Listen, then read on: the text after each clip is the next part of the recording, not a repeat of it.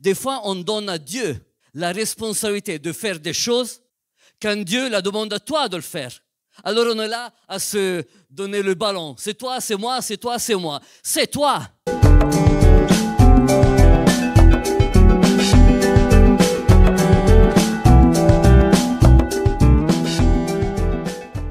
Je suis très content d'être avec vous.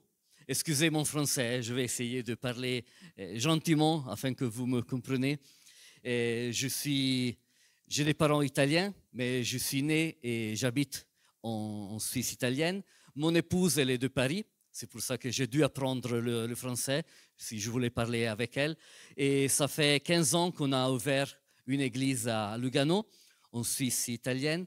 Et pendant ces années, par la grâce de Dieu, on a pu ouvrir aussi d'autres 3 églises en Italie. Et il y a un mois en arrière, on a ouvert une autre église, toujours d'un autre côté de la Suisse italienne. Et vous savez, c'est beau quand on peut contribuer afin que le royaume de Dieu puisse grandir.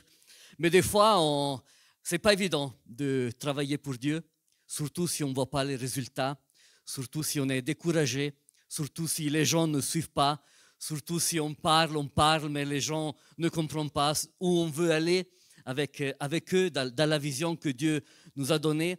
Et il y a un verset qui me suit depuis que j'ai 19 ans. J'étais responsable d'un groupe de jeunes, mais à un certain moment, vous savez, je préparais la soirée, je préparais toute la journée pour savoir ce que je devais dire le soir. Et arrivé le soir, et peut-être il n'y avait personne qui venait. Toi, tu t'es préparé tout au long de la journée, mais il n'y avait pas d'intérêt. Et vous savez, vous faites ça 1 fois, 2 fois, 3 fois, et après, il y a le découragement qui va arriver. Et j'ai parlé avec mon pasteur en disant, mais où j'ai fait faute, où c'est mon erreur. Il m'a donné ce verset. Et ce verset, il me suit pour toujours jusqu'à aujourd'hui. Et ce verset, c'est Ecclésiaste, chapitre 11, verset 1. Et il dit, « Jette ton pain sur la face des eaux, car avec le temps, tu le retrouveras. » C'est un verset qui m'encourage. C'est un verset qui il est toujours avec moi. C'est pour ça qu'il est très important. Et je pense aussi pour votre vie. Il y a des moments où on est découragé. Il y a des moments où on prie, on ne voit pas la réponse de Dieu. On voit vraiment qu'il n'y a rien autour de nous. Mais aujourd'hui, je veux vraiment vous encourager, à vous, mais aussi comme Église, à faire ce verset une promesse de Dieu pour votre vie. Jette ton pain sur la face des eaux, car avec le temps, tu le retrouveras. Il y a une promesse. C'est quoi cette promesse? Cette promesse, c'est qu'on va retrouver ce qu'on va semer. Mais pour retrouver quelque chose, pour avoir de la récompense, qu'est-ce qu'on doit faire? On doit jeter. On est obligé, il y a toujours, c'est pour ça que ce verset, c'est divisé en 3. Il y a l'action plus l'attente égale la récompense. Si on veut la récompense, on est obligé de passer à l'action. Et cette action, pour arriver à la récompense, il y a une attente. Et c'est ça peut-être le plus dur, c'est ça d'attendre ce que Dieu veut, d'attendre cette promesse de Dieu. Mais la promesse de Dieu, que c'est oui et amen, ça va arriver. C'est la parole de Dieu. Et Dieu ne peut pas retourner sa parole en d'autres termes. Sa parole va venir avec un effet de puissance sur ta vie. Il y a toujours une récompense. Le problème, c'est, cette récompense, c'est moi qui va le vivre ou c'est la génération qui va arriver? Des fois, nous, on sème, mais ce n'est pas nous qui on va prendre ce qu'on a semé. Peut-être c'est quelqu'un d'autre. Et ça fait partie de la vie. Ça fait partie du royaume. Ça fait partie de ce que Dieu veut pour notre vie. Et c'est pour cela qu'on doit commencer par jeter. Jeter. Vous avez déjà jeté une poubelle? Ça existe en France. Vous jetez la poubelle? Ah, c'est bien.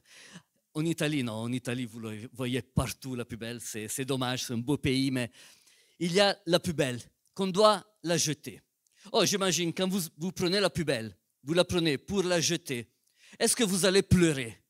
Oh, poubelle, tu vas où? Je suis désolé de t'envoyer là-bas. Est-ce qu'on va pleurer quand on va jeter la poubelle?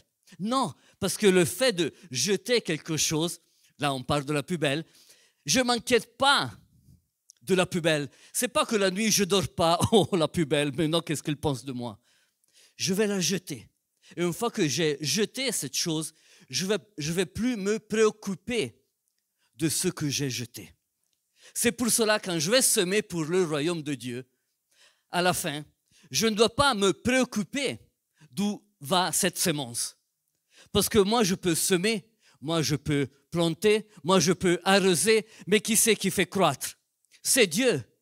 C'est Dieu qui fait croître par la puissance du Saint-Esprit. C'est pour cela ce que je vais jeter, cette semence de la parole. Mon action, mes projets, ce que Dieu me demande de faire, je ne dois pas me préoccuper de cela. Ma seule préoccupation, c'est de jeter avec le cœur, avec la foi, avec l'espérance. Mais ce mot « jeter », ça veut dire aussi « répandre ». C'est juste « répandre », vous comprenez? Répandre. Répandre. Répandre, ça veut dire diffuser. Quand vous allez faire quelque chose et vous ne savez pas où elle va, mais ça va diffuser tout autour de vous. C'est pour ça que c'est important, ce verset, dans d'autres paroles, ça veut dire cela. Et je vous l'écris. Ça veut dire diffuser ou répandre la vie du Christ et laisser le Saint-Esprit faire le reste.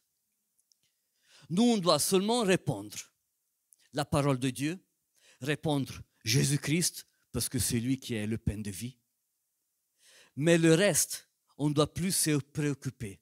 On doit laisser le Saint-Esprit agir avec cette parole et cette parole va vraiment arriver à effet. Vous savez, ce passage, pour moi, c'est important parce qu'il y a un petit mot que c'est très important. Il y a jette. Qu'est-ce qu'on doit jeter? On doit jeter le pain. Mais au milieu de ces deux paroles, qu'est-ce qu'il y a? Ton. Jette ton pain. Et ça, c'est la clé. Parce que moi, je ne peux pas jeter le pain de quelqu'un d'autre. Moi, je ne peux pas jeter ta foi. C'est toi qui as ta foi. C'est toi qui as tes dons. Moi, je ne peux pas jeter tes dons. C'est moi qui dois jeter mes dons. Je ne dois pas me reposer sur le pasteur. De toute façon, il y a le pasteur qui parle. Il y a le pasteur qui prie. Il y a Marina qui fait la louange. On ne doit pas se reposer sur ça. Mais on doit se reposer sur les promesses de Dieu. C'est mes dons que je dois diffuser, répondre. C'est ma parole. La parole que Dieu met dans mon cœur, c'est mon attitude, c'est ma foi, c'est mon espérance que je dois répondre, pas celle des autres. Surtout quand on est fils de croyants. Des fois, on repose sur la foi de nos parents. Mais à un certain moment de notre vie, nous aussi, on doit prendre en main notre vie et savoir ce qu'on veut de notre vie. C'est pour ça, c'est ton pain. On ne faut pas regarder les autres. Dieu veut toi. Dieu veut raviver le don qui est en toi et que peut-être ça commence à mourir parce qu'on n'arrive plus à le donner. On a peur. On ne sait pas. On n'est pas à l'auteur. Mais Dieu veut toi. Dieu a besoin de toi. Vous savez, des fois, on fait des prières, et ce sont des prières justes, mais ne sont pas logiques au niveau de la théologie. Des fois, on prie, Seigneur, touche cette nation. Seigneur, touche cette ville. Seigneur, touche ma famille. Oh, bien sûr, on peut prier cela, ok? Mais pourquoi c'est Dieu qui doit aller toucher? Dieu a touché ta vie, afin que toi, tu dois toucher ta ville. Des fois, on donne à Dieu la responsabilité de faire des choses quand Dieu la demande à toi de le faire. Alors on est là à se donner le ballon. C'est toi, c'est moi, c'est toi, c'est moi. C'est toi. Toi, vous, comme corps de Christ, vous représentez le corps de Christ. L'Église, c'est Jésus. Avec tous les dons qu'il lui peut donner, c'est vous. Oh, c'est pas Dieu qui doit toucher le monde. C'est pas Dieu qui doit toucher votre nation ou votre ville ou Dole. Mais c'est vous. C'est vous le corps visible de Jésus-Christ. Bien sûr que Dieu va le faire. Dieu, il va avancer. Comme Jean-Baptiste, qu'est-ce qu'il a fait? Il a ouvert la voie à Jésus. Et le Saint-Esprit, qu'est-ce qu'il va faire? Quand vous faites ces prières, Dieu touche cette nation. Le Saint-Esprit va ouvrir déjà des portes. Il va ouvrir le chemin. Mais qui c'est qui doit après marcher sur ce chemin? C'est vous, c'est l'Église. Vous savez l'histoire de Jonas. Jonas, à un certain moment, il devait aller à Ninive. Ninive, c'est juste. À Ninive pour prêcher l'Évangile. Prêcher, oui, pour dire des choses au peuple de Ninive. Mais Jonas, qu'est-ce qu'il a fait? Il s'enfuit. Il allait tout à l'autre bout de la ville, de la nation, pour fuir de la présence de Dieu. L'histoire, c'est qu'après, il a pris le bateau, il a commencé à aller en bas du bateau, il s'est endormi. Mais à un certain moment est arrivée la tempête. Il y avait les jeunes qui travaillaient sur le bateau, qu'ils avaient peur. Et la Bible dit, c'est en Jonas chapitre 1, la Bible dit que ces gens commençaient à prier leur Dieu. Commençaient à prier leur Dieu. Mais dans le bateau, il y avait quelqu'un qui avait la réponse. Mais qu'est-ce qu'il faisait, Jonas, sur le bateau? Il dormait. Les gens du monde, ils prient leur Dieu, et Jonas, qui représente l'Église, dort. C'est assez fou. Et c'est le capitaine du bateau qui allait vers Jonas et lui a dit, Jonas, pourquoi tu dors? Prie ton Dieu et peut-être il va nous sauver. Est-ce qu'il y a de la honte là pour l'Église? C'est le monde qui va demander à l'Église de prier pour eux. Est-ce que c'est normal?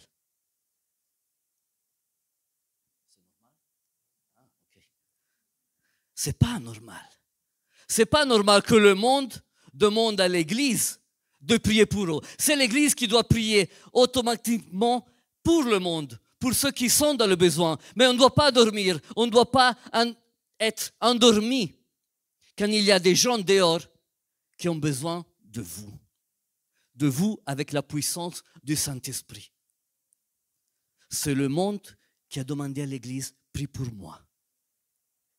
Et ça, c'est l'état de l'Église aujourd'hui. Pas votre Église, mais en général. L'Église, elle dort. On a beaucoup de projets, on a beaucoup d'idées. Mais on doit recommencer à retourner à la vraie vie de l'Église. C'est de plus dormir, c'est de sortir et d'aller rechercher les gens qui ont besoin de vous. Vous savez, ça fait quelques mois seulement, après des années que j'étais un peu contraire, mais ça fait 5 ou 6 mois que le samedi matin, on sort dans la ville pour prier pour les gens. Je ne suis pas quelqu'un qui sort pour prier pour les gens, mais là, c'était le moment pour nous de partir. Alors, il y a une petite équipe le samedi matin qui va, il y a le marché là où on habite, et par les coups du Saint-Esprit, ils vont à prier pour les gens. Ils s'arrêtent, ils ont parole de connaissance peut-être, ils ont quelque chose, tout dans l'équilibre, hein? Ok, tout dans l'équilibre parce que c'est très important, mais ils vont vers les gens et ils demandent, est-ce que tu as mal quelque part? Oui, j'ai mal là, est-ce qu'on peut prier pour vous? Vous savez que jusqu'à maintenant, il n'y a personne qui a dit non, je ne veux pas que tu pries pour moi. Les gens sont ouverts à la prière. Les gens sont ouverts au surnaturel de Dieu. Mais c'est l'Église qui doit croître, que c'est le moment aujourd'hui. Si Dieu nous a mis ici, aujourd'hui, dans cette génération, c'est parce que nous, on a cette capacité, ces dons, pour aller à toucher ce monde. Mais c'est toi qui dois y aller. Jette ton pain. N'attends pas que notre Église fait ce que vous devez faire. N'attendez pas que d'autres gens font ce que c'est ton appel. Si ton appel, c'est de prêcher la parole, commence à prêcher la parole dans ta famille. Après, tu verras, Dieu va ouvrir des portes. Des fois aussi chez moi, les gens veulent sortir pour prêcher, ils veulent prêcher à l'église. Commence à prêcher à tes enfants. Commence à prêcher dans ta famille. Commence à prêcher dans ton travail. Et après, tu verras, Dieu va ouvrir d'autres portes. Ben, on doit commencer là où on habite, là où on travaille, là où il y a nos amis. Mais Dieu te demande, jette ton pain. Est-ce que tu es prêt à prendre ta responsabilité ce matin? De jeter ce que tu as. Et toi, tu as quelque chose. Parce que tout le monde a quelque chose. Tu as déjà reçu la vie de Jésus-Christ peut-être. Or, qu'est-ce que tu dois répondre? La vie de Jésus-Christ. Tu as reçu un don particulier? Va et réponds ce don. Parce que sans toi, le corps de Christ est incomplet. Tout le monde a besoin de tout le monde. C'est ça l'Église. C'est ça la force de l'Église. Bien sûr, il faut jeter le pain. Le pain, c'est qui? Le pain, c'est Jésus. C'est lui le pain de la vie. Il faut diffuser, répandre Jésus-Christ. Mais Jésus-Christ, pour être répandu, doit être vivant chez nous. Oh, j'ai besoin de 2 enfants. Est-ce que vous pouvez me donner 2 enfants pour quelque chose? Il y a 2 enfants qui veulent venir ici? Oui, oui. Tu dois les obliger. Bien, bien. Venez, venez. 2 enfants, voilà. Parce que c'est important de comprendre quel pain on a dans notre vie. Oh, vous pouvez rester ici. Oh, je vais vous donner quelque chose et vous allez le répondre. Vous devez diffuser, répondre, je ne sais pas comment on dit, mais vous devez couper ce pain et vous devez le distribuer aux gens qui sont devant vous. OK? Oh, je te donne, vas-y, va vers là, toi. Tu peux le couper un peu et tu le donnes aux gens. Mais un petit morceau, hein? Parce que après, je l'ai besoin pour manger à midi. Mais pas tout, hein? OK? Tu peux y aller? Vas-y, coupe et donne. Toi aussi, tu prends ce pain, tu vas vers là, tu coupes et tu donnes aux gens. Vas-y. Allez-y. C'est pas pour vous, hein, c'est pour les gens. Voilà. Tu peux lui donner à quelqu'un?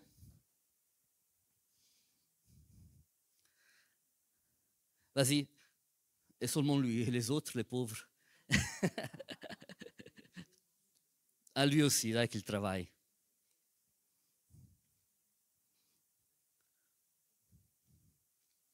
Voilà. Tu peux continuer? Encore. Voilà, voilà. Alors, voilà, tu peux retourner. Viens, viens, viens. Venez ici, venez ici. Non, non, pas trop. Hein. Alors, c'était facile de donner ce pain aux gens? Oui. Oui, non, tu dois dire non, normalement, mais... Oui, c'est pas dur, c'est pas sec, mais est-ce que c'est frais, ce pain? Est-ce que c'est frais? Tu peux le toucher? C'est un peu dur? Oui. Un petit peu, hein, c'est un peu dur. C'est pas, on peut le donner aux gens, mais c'est difficile. Est-ce que toi, bien? Est-ce que ton pain, comme il est? Il est frais? Non, oui, je l'ai pris ce matin à l'hôtel. Oui. On va réclamer. Hein. Merci beaucoup, vous pouvez aller. Alors, normalement, ça c'est frais. Oui, on peut les applaudir, merci. Ça c'est du pain frais qu'on peut distribuer assez facilement. Et ça c'est du pain pas trop sec, mais quand même, c'est un peu difficile à le manger. Alors, quand nous, on va répondre la vie de Jésus, comment va être Jésus quand on va parler aux gens? Si mon Jésus qui est dans moi, il est un peu sec, ça veut dire que je n'ai pas vraiment une communion avec lui, je n'ai pas une relation avec le Saint-Esprit, j'ai des difficultés à avoir une relation avec lui. Bien sûr que lui, il est là. Lui, il est avec nous. Mais ça va être difficile de parler de Jésus si moi, je ne vis pas Jésus. Ça, c'est très important. Quand moi, je vis Jésus, dans le sens, je parle avec lui, j'ai une relation avec lui tous les jours, ce pain continue à être frais. Et c'est une facilité pour moi de parler de Jésus, parce que je vais parler de quelque chose que je vis. Je vais parler de quelque chose que j'ai expérimenté. C'est ça que les gens veulent savoir. Même quand on prêche, on doit prêcher quelque chose qu'on a déjà vécu. C'est très important. Vous savez, pendant au moins 4 ans, je n'ai pas prêché sur le pardon. Parce que je ne le vivais pas dans ma vie. J'avais un petit problème avec ma sœur. Je ne pouvais pas prêcher le pardon parce que je ne le vivais pas. Alors je demandais à d'autres de prêcher sur ce sujet. À un certain moment, oui, j'ai tout réglé. Maintenant, je peux prêcher sur le pardon. Mais la base fondamentale, si on parle ici, on parle aux gens, on parle en famille, on doit toujours parler de quelque chose qu'on vit. Si on ne le vit pas, on va donner du pain sec. Oui, vous pouvez parler du pardon, bien sûr, c'est de la théorie, mais de la pratique vivante, ça ne passe pas. C'est pour ça, aujourd'hui, le Jésus dans ta vie, il est comment? Est-ce qu'il est vivant? Est-ce que tu arrives à le donner facilement aux gens? Est-ce que tu es passionné de parler de Jésus, de parler de l'Évangile? Et peut-être aujourd'hui, tu n'as pas encore ce pain en toi. Tu n'as pas encore eu une relation vraiment avec Jésus. Et ça, c'est l'occasion. Parce que Jésus, c'est le pain de vie. Il va te donner la vie et cette vie en abondance. C'est Jésus qui a offert sa vie pour toi afin que toi, tu puisses vivre. Et c'est le moment de pouvoir dire, oui, Jésus, je veux prendre ton pain, je veux prendre ta vie, ton souffle de vie sur ma vie. Et je veux commencer à vivre pour toi et avec toi, avec les autres. C'est une opportunité que Jésus nous donne. Et c'est pour cela, une fois que je donne, et réfléchissez, c'est comment mon pain aujourd'hui. Peu importe, il n'y a pas de jugement. Le Saint-Esprit est là pour te redonner encore une possibilité d'avoir du pain frais. Pour toi et pour les autres. Mais une fois qu'on donne, on n'est pas propriétaire de nos paroles sur les gens. C'est la responsabilité des autres. Et c'est pour ça qu'il y a l'attente. Des fois, l'attente, c'est la chose la plus dure qu'on doit vivre. C'est une attente entre le fait de semer et le fait de récolter. Il y a cette attente. Mais vous savez, oui, c'est vrai, la parole de Dieu dit que la parole de Dieu, quand elle arrive chez nous, elle ne va pas retourner à lui sans avoir accompli ce qu'il devait faire. Ça, c'est la parole de Dieu. Quand elle est envoyée sur ta vie, elle va retourner à lui avec un effet. Et c'est toi qui vas bénéficier de cette parole de Dieu. Ça sont les promesses de Dieu. Mais il y a aussi l'autre côté. Quand toi, tu vas envoyer des paroles au ciel, tu vas envoyer des prières au ciel. Peut-être on va envoyer des prières au ciel. On n'est pas trop convaincu, mais on sait que Dieu agit, mais vous savez, on a cette sensation que, voilà, on n'est pas trop convaincu. Quand on voit cette parole au ciel, vous savez que dans le ciel, cette parole va prendre puissance. Elle va retourner avec puissance dans vos vies. Vous vous souvenez, Daniel, quand il a prié, il a envoyé sa prière à Dieu, mais il a dû attendre 3 semaines pour avoir la réponse. Mais à un certain moment, quand l'ange est arrivé vers lui, après 3 semaines, l'ange lui a dit, écoute, ta prière, quand tu as commencé à prier, ta prière tout de suite est arrivée à Dieu. Cette puissance a pris cette puissance, cette parole, cette prière. Et à un certain moment, cette prière a dû être envoyée. Mais il y a toujours un combat spirituel. Des fois, on ne voit pas ce qui se passe dans les lieux célestes. Quand tu pries et tu attends, il y a toujours un combat. Il y a les anges de Dieu qui combattent contre les anges de Satan. Il y a une réalité spirituelle dans le monde céleste que nous, on ne voit pas, mais on est dans l'attente active de prier, de jeûner, afin que cette parole, un jour ou l'autre, va arriver sur ta vie. Et tu dois le croire. Mais c'est cette attente, des fois, qui est difficile. mais les promesses de Dieu vont arriver sur ta vie. Est-ce que tu es dans cette période d'attente? Il faut continuer. Il faut continuer. Il faut continuer. Parce que la parole de Dieu va avoir un effet sur ta vie. Ce n'est pas moi qui le dis, c'est la parole de Dieu qui le dit. Et nous, on va croire à cette parole. On va croire que les promesses de Dieu vont arriver sur ta vie. Peut-être il y a cette attente. Et j'ai mis ce verset de Jacques 5, 7. Soyez donc patients, frères, jusqu'à l'avènement du Seigneur. Voici le laboureur attend le précieux fruit de la terre, prenant patience à son égard, jusqu'à qu'il ait reçu les pluies de la première et de l'arrière-saison. Attendre jusqu'à que.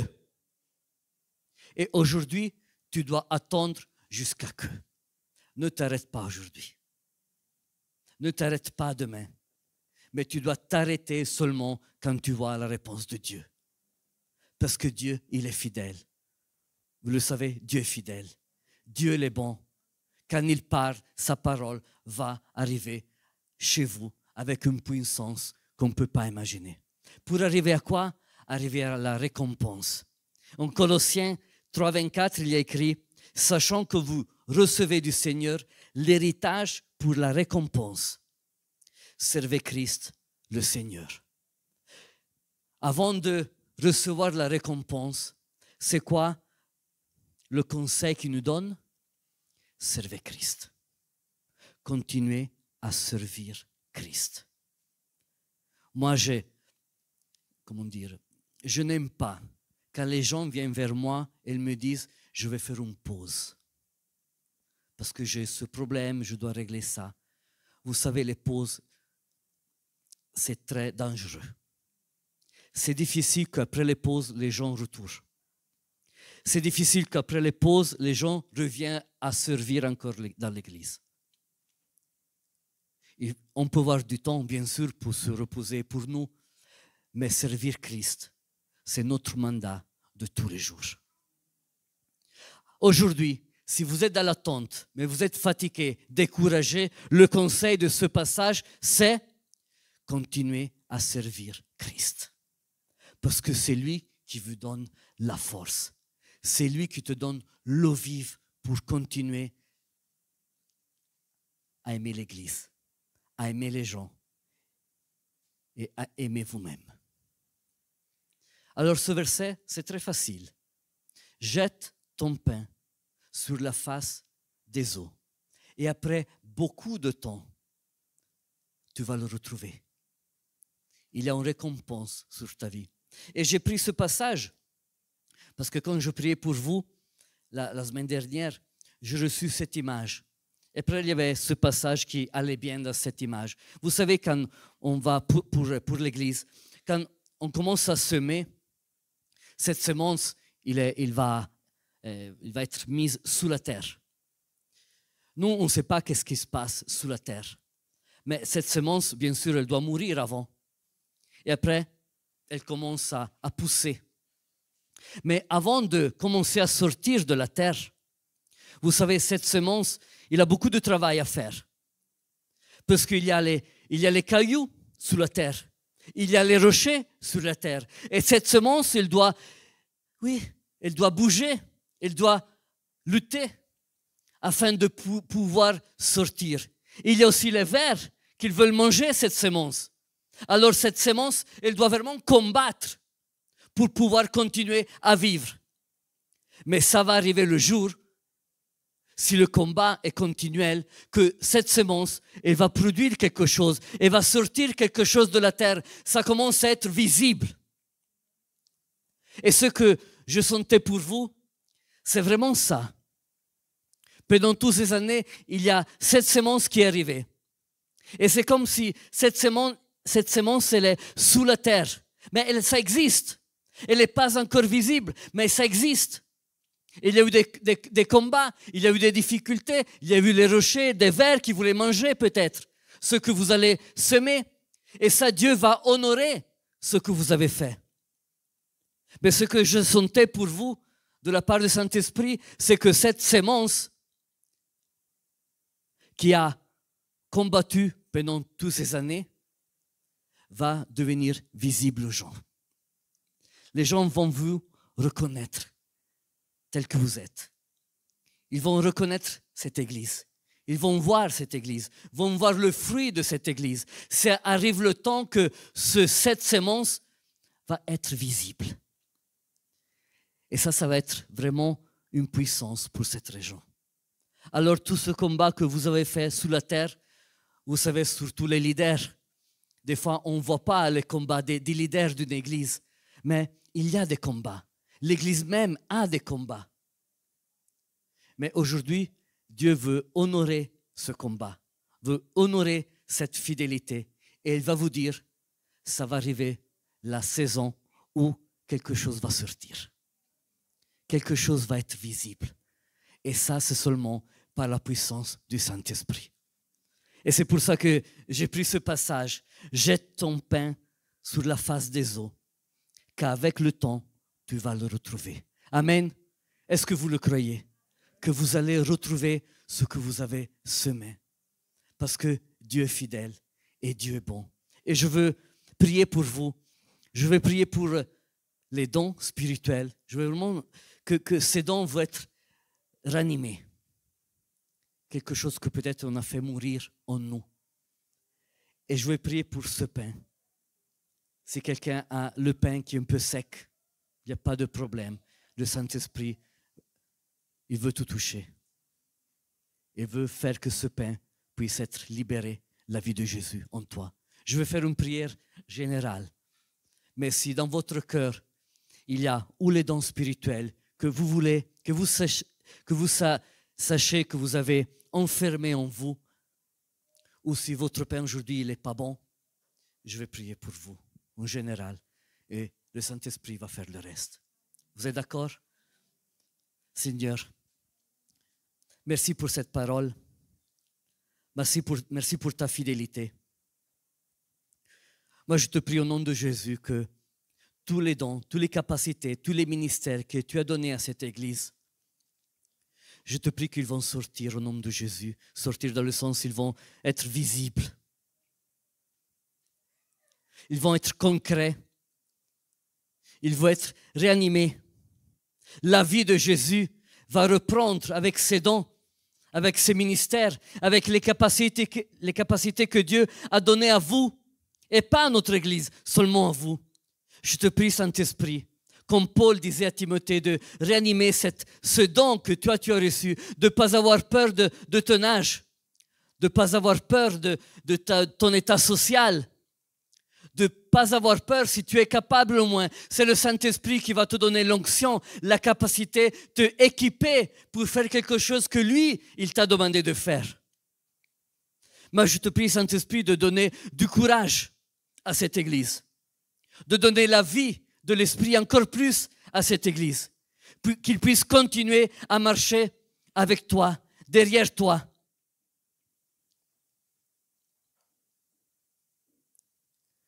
Saint-Esprit, que ces dons puissent revenir à la vie au nom de Jésus. Et je te prie aussi pour le pain que c'est toi, Jésus. Toi, tu connais le cœur de chacun.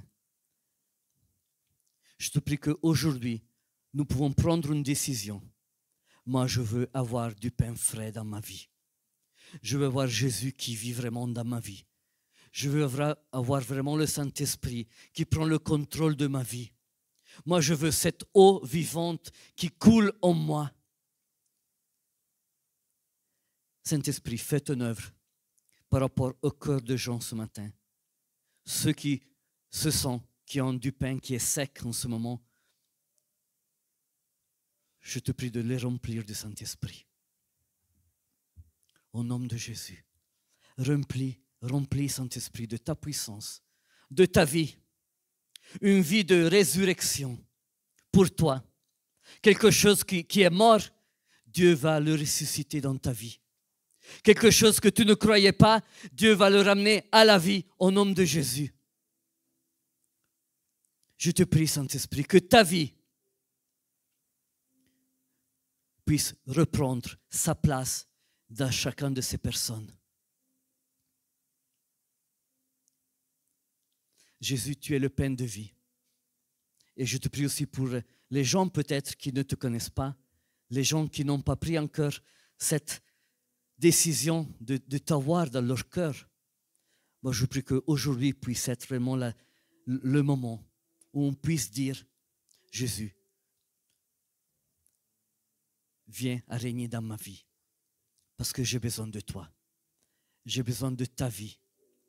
Je ne veux plus survivre, moi je veux vivre et reprendre cette vie en abondance que toi tu as prévue pour moi.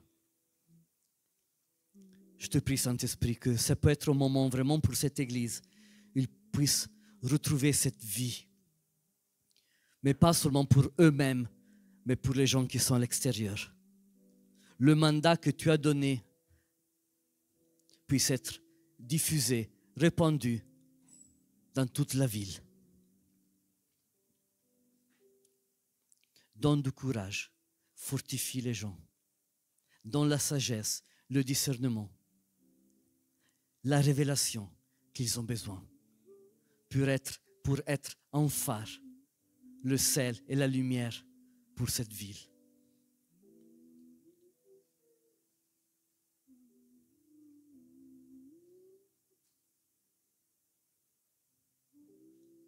Saint-Esprit, fais ton œuvre.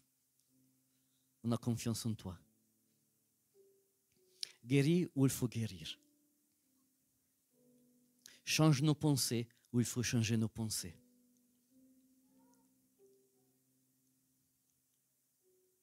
Mais on veut être une église qui t'aime et aime le monde.